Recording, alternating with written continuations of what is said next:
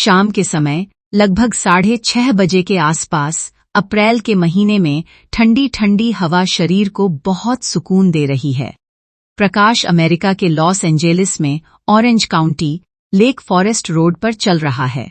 बाहर का मौसम ठंडा और शांत है, लेकिन प्रकाश का मन कुछ उलझा हुआ है। प्रकाश का बेटा और बहू अमेरिका में रहते हैं।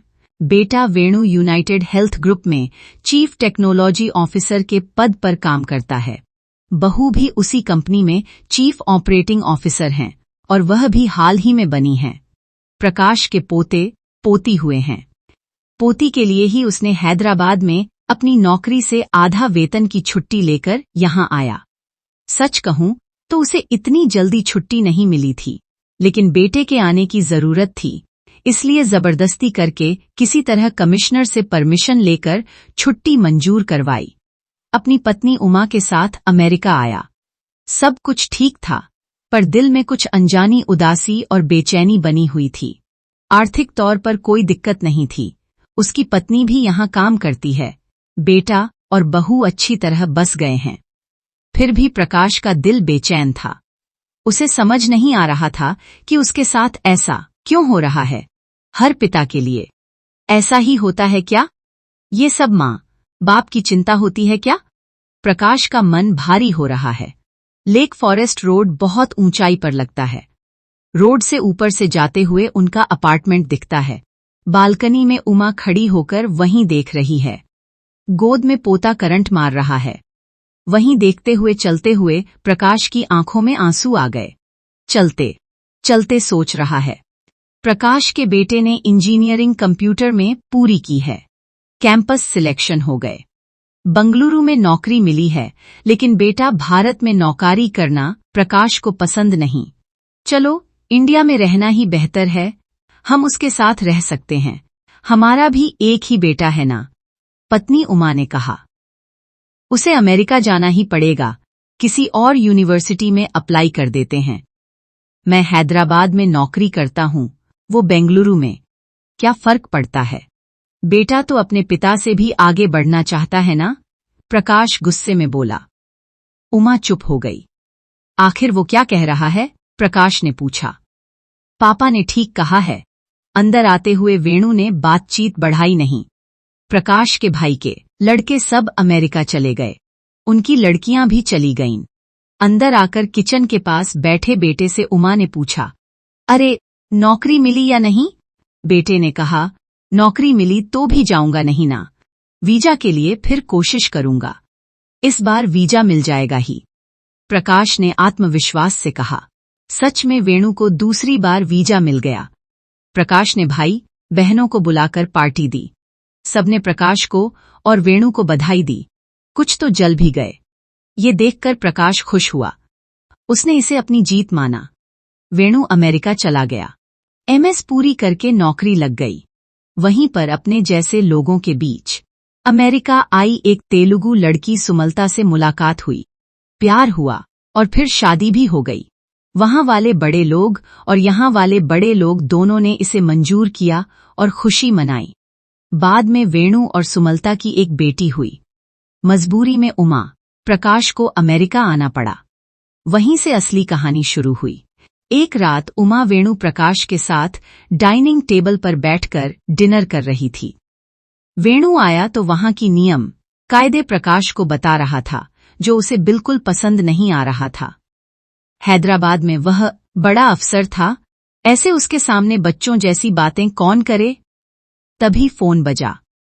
वेणु खाना बंद करके फोन बात कर रहा है। ऊपर नीचे तैरने वाले अंग्रेजी के शब्दों के साथ गले में एक तरह का कंपन लाते हुए वेणु बोल रहा था, जिससे प्रकाश को बहुत पसंद हुई। बचपन में कॉन्वेंट जाते वक्त डरने वाला ये ही था, जिसने खुद की उंगली पकड़कर ले जाया था।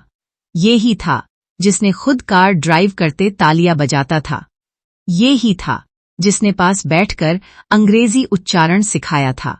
उसका बेटा उसकी तरह अंग्रेजी बोले, इसे लेकर उसे कितना गर्व होता था। क्या हुआ डैड, खा लो, ये लो सैल्मन फिश, अच्छी है, खाओ। बेटे की बातों पर आए प्रकाश अंदर चल गया। तुम बात करते समय देखो, तुम्हारे पापा कहीं चले गए, उमा बोली। हाँ, वेणु ने जवाब दिया। फिर मैंने अंग्रेजी सिखाई, ऐसे ऐसे सीख गया। अब जब ऐसे बात करता है तो बड़ा मजेदार लगता है, प्रकाश ने कहा। तुम अंग्रेजी सिखा रहे हो क्या? पापा, आप तो अंग्रेजी में ही बात करते हो ना? चलो थोड़ा खाना खाओ। खाओ खाओ। वेणु की बातों पर प्रकाश, उमा का चेहरा भी मुरझा गया। प्रकाश ने हाथ धो लिए। वेणु के और फोन आ गए। ध्यान दिए बिना वेणु बात करता जा रहा है। उमा सोफे पर बैठकर सब्जियां तोड़ रही है। उसको इंडिया से फोन आया। अपने गांव से बात सुनते ही उसका चेहरा खिल उठा। सब्जियों की बात भूलकर वह बालकनी में आ गई। मां, बताओ, कहकर आधा घंटा बात करने के बाद वापस आ गई। सुमलता बेडरूम से हॉल में आई, दोनों हाथ कमर पर टिकाए खड़ी हो गई। उसके चेहरे पर गुस्सा और नाराजगी दोनों साफ दिख रही थी। सासू मां, पकवानों को ऐसे सोफे पर मत रखना, कितनी बार कहा है। स्कूल में बच्चों से टीचर जैसे सवाल पूछने लगी। सुमलता, फोन आया तो चली गई, उसने कहा। आपके आने के बाद से कितनी बार कहा है मैंने। तुम तो बदलोगे नहीं ना? कुछ दिन के लिए ही सही, अपनी इंडिया वाली आदतें थोड़ी भूल जाओ। भूल ही रही हूं शायद, इतनी छोटी बात पर इतना बोलते हो, उमा ने कहा। फिर से आप मुझे ही कह रहे हो?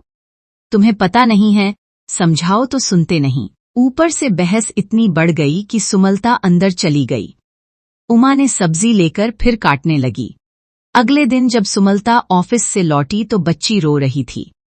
उमा कितना भी समझाने से बच्ची नहीं रुकी। क्या हुआ? आते ही सुमलता ने पूछ लिया। शायद कुछ हुआ है, बच्ची रो रही है। सुमलता जल्दी आकर उमा से बच्ची को ले लिया। 5 मिनट में बच्ची रोना बंद कर दिया। बड़ों को ही बच्चों को प्यार से समझाना चाहिए। तुम्हें कुछ पता नहीं, वेणु को कैसे पाला गया है, पता नहीं। प्रकाश, उमा चुपचाप बैठे हैं। दूध पिया क्या? कुछ खाया क्या? फिर उन्होंने उन्हें देखते हुए पूछा। थोड़ा पिया, थोड़ा खाया। सुमलता फ्रिज खोलकर देखी। उसमें बच्चे के खाने का काफी सामान बचा हुआ था। खाया तो बता रहे हैं, लेकिन खाना तो पूरा बचा है ना? थोड़ा खाया तो कहा था मैंने। हाँ, थोड़ा ही तो, उमा ने थोड़े गुस्से में कहा। सासू मां ने तुम्हें इतने प्यार से पैसे देकर फ्लाइट के टिकट बुक कराए और बुलाया, इसके लिए ही तो। अगर ऐसा नहीं खाया तो झूठ क्यों बोलोगे कि खाया? मैं तो कहा ना थोड़ा ही खाई, पर तुम सुनते ही नहीं। उमा फिर बोली, कैसे भी करके खिलाना ही पड़ेगा। नीचे कार आ गई। वेणु आ गया है क्या? सुमलता ने बच्ची को उठाया और बेडरूम में चली गई। प्रकाश को पूरी तरह समझ आ गया कि यहां हम सिर्फ काम करने वाले लोग हैं। पिता के रूप में उसके लिए, मां के रूप में उमा के लिए कोई सम्मान नहीं है, ना ही आजादी। हैदराबाद में बड़े आदमी की तरह घूमने वाला वो यहां अपने बेटे के सामने कितना नीच महसूस कर रहा है। यहां से जल्दी निकल जाना चाहिए, लेकिन नहीं हो पाएगा। टिकट बुक करने वाले तो वही हैं। खुशी को भूलकर जल्दी इंडिया जाने की सोच में डूब गया। अपने गांव और पिता याद आए। क्या उसकी मां, बाप भी उसकी तरह दुखी थे? क्या उसका बेटा भी वैसे ही व्यवहार कर रहा है? वहीं पेड़ के नीचे चटाई बिछी थी। धीरे धीरे जाकर उस पर बैठ गया और अपनी आंखें बंद कर लीं। राघवैया को अपने पोते को देखने की बहुत इच्छा थी।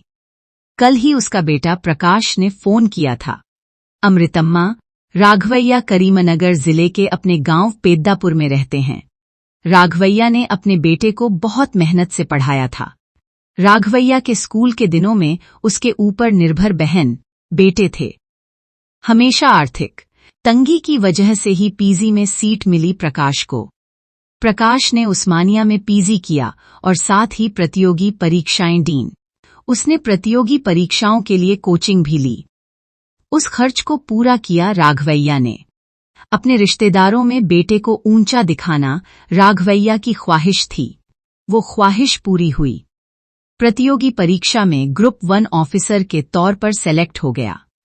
बाद में रिश्तेदारों की लड़की उमा को एक शादी में देखा और उसे पसंद करने लगा। राघवैया को पसंद न होते हुए भी बेटे की बात माननी पड़ी। प्रकाश को हैदराबाद में नौकरी मिल गई। उमा भी स्कूल टीचर बनी और फिर उनके घर वेणु पैदा हुआ। अमृतम्मा के लिए वेणु से अनंत प्यार था। वेणु के लिए वो अक्सर गांव छोड़कर हैदराबाद आ जाया करती थीं। एक दिन प्रकाश ऑफिस से अभी तक नहीं लौटा था। उमा आई, कॉफी बनाई और सास ससुर को दी। वो खुद रात को खाना बनाने में लगी हुई थी। राघवैया अपने कमरे में पोते के साथ खेल रहा था। वेणु की उम्र लगभग 4 साल की थी और वो स्कूल जाता था। वेणु होमवर्क कर रहा था। उमा रसोई से केक लेकर आई। वेणु ने राघवैया की बात को अनसुना किया। राघवैया पोतन का पद्य पढ़ रहा था और समझा रहा था। वेणु उस पद्य को प्यार से बोल रहा था। राघवैया को नाक में नाक का तेल डालना आदत है। नाक में तेल डालकर उसने जोर से सूंघा, लेकिन थोड़ा सा तेल नाक से उड़कर वेणु पर गिर गया। उमा अचानक दौड़ी आई और वेणु को बाथरूम में ले जाकर नहलाया। बाहर लाकर उसके सिर पर 2 थप्पड़ मारे। बेवकूफ, होमवर्क नहीं करोगे, उसने बोली। अब ठीक हुआ बेटा, वो चिल्लाई। अब क्या हुआ माँ, ऐसे क्यों रो रहे हो?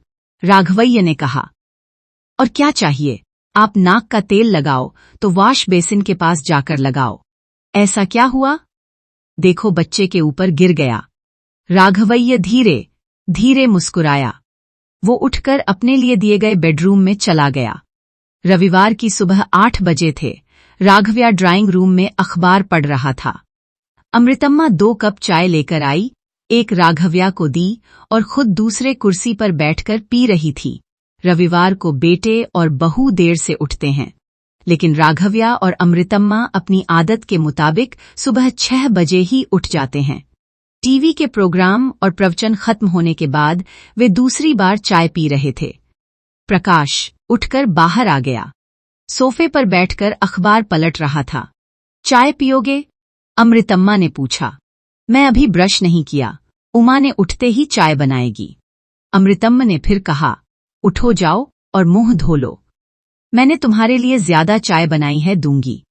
प्रकाश थोड़ा बोर होकर बोला, माँ, तुम्हारी बनाई चाय मुझे पसंद नहीं आती। मन भारी होकर चुप हो गई। फिर उमा उठी और चाय बनाई। प्रकाश ब्रश करके आया। उमा की बनाई चाय पीते हुए बोला, शाम को हमारे दोस्त आ रहे हैं। ओह, मैं बाहर जाकर मटन, चिकन जैसे कुछ ले आता हूँ। राघवैया उत्साहित होकर बोले। मैं पकाता हूँ, आप जाकर ला दो, अमृतम्मा ने कहा। ये सब मैं देख लूंगा, खाना बनाने का काम उमा देखती है। तुम हमारे दोस्तों से जितना हो सके कम बात करना। पापा, अपनी भारत की भागवत कथाएं सबको मत बताना। तुम भी अपनी पाक कला की महारत और हमारे गांव के बारे में ज्यादा मत बताना। दोनों थोड़े शर्माते थे। असल में तुम अपने बेडरूम में ही रहो, जरूरत पड़ी तो मैं ही तुम्हें उनसे मिलवाऊंगा। बस एक मुस्कुराहट काफी है, उन्होंने कहा। राघवैया उठकर बरामदे में चला गया। अमृतम्मा अंदर चली गई। सुबह दोनों गांव जाने के लिए तैयार हो गए। ये क्या? वे जा रहे हैं? क्या आप 1 महीना यहाँ अपने पोते के साथ बिताने आए थे? प्रकाश ने पूछा। नहीं, जाना है। बहुत सारे काम अधूरे रह गए हैं। काम तो हमेशा होते ही रहेंगे, उमा आकर बोली। राघवैया और अमृतम्मा ने उनकी बात नहीं सुनी और जाने के लिए तैयार हो गए। वेणु आकर मैं भी गांव आऊंगा अम्मा कहकर रोने लगा। अमृतम्मा ने वेणु को पास लिया और मैं फिर आऊंगी कहकर उसे पुचकाराया। प्रकाश को उस दिन अपने माता पिता की पीड़ा अब वेणु के व्यवहार से अपने प्रति समझ में आई। तब तो उसकी माँ और पिताजी को बुरा लगता या गुस्सा आता भी था तो वे तुरंत जाकर बस पकड़ लेते थे। अब ऐसा नहीं है, यह तो फ्लाइट बुकिंग करनी है। भारत के परिवार सिस्टम में चाहे जो भी हो, गरीब परिवारों में बच्चे भूखे रखते हैं, मिडिल क्लास परिवारों में सीधी टक्कर और तकरार होती है, अमीर परिवारों में अकेलेपन का सामना करना पड़ता है। माता पिता को कितनी तकलीफ होती है, ये उनकी गलती है या परिवार सिस्टम की कमी? इस लापरवाही और बेइज्जती का नतीजा है कि हर कहीं वृद्धाश्रम बनते जा रहे हैं। प्रकाश मन ही मन सोचने लगा। तो भाई, ये कहानी आपको कैसी लगी? अगर पसंद आई तो लाइक करें और 4 लोगों के साथ शेयर करें।